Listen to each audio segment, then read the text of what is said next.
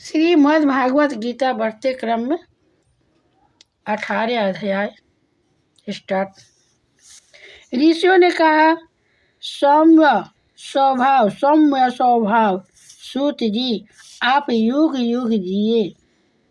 ऋषि महर्षि ने आशीर्वाद दिए सूत जी को, ये आप युग युग जिए, क्योंकि मृत्यु के प्रवाह में पड़े हुए हम लोगों को आप भगवान श्री कृष्ण की अमृतमयी उज्जवल कीर्ति का श्रवण कराते हैं।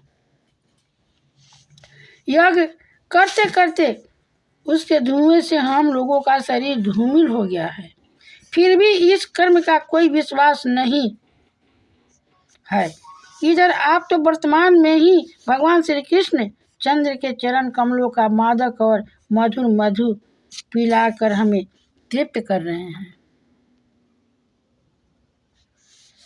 भागवत प्रेमी भक्तों के लव मात्र के सत्संग में स्वर्ग व मोक्ष की भी तुलना नहीं की जा सकती।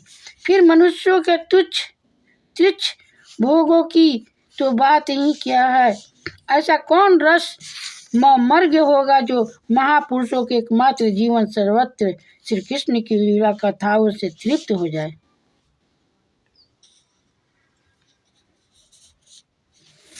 समस्त प्राकृत गुरु से अतीत भगवान के अचिंत अनंत कल्याणमय गुणों का पार तो ब्रह्मा शंकर आदि बड़े बड़े योगेश्वर भी नहीं पा सके। विद्वान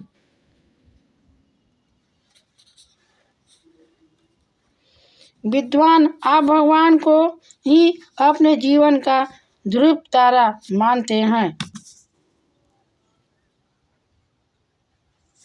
इसीलिए आप सत्पुरुषों के एकमात्र आश्रय भगवान के उदार और विशुद्ध चरित्रों का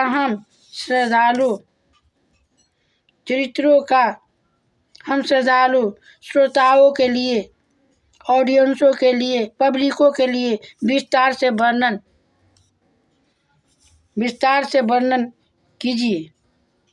भगवान के परम प्रेमी महाबुद्धि परीक्षित ने श्री सुखदेव जी के उपदेश किए हुए जिस ज्ञान से मोक्ष स्वरूप भगवान के चरण कमलों को प्राप्त किया, आप कृपा करके उसी ज्ञान और परिचित के परम पवित्र उपाख्यान का वर्णन कीजिए,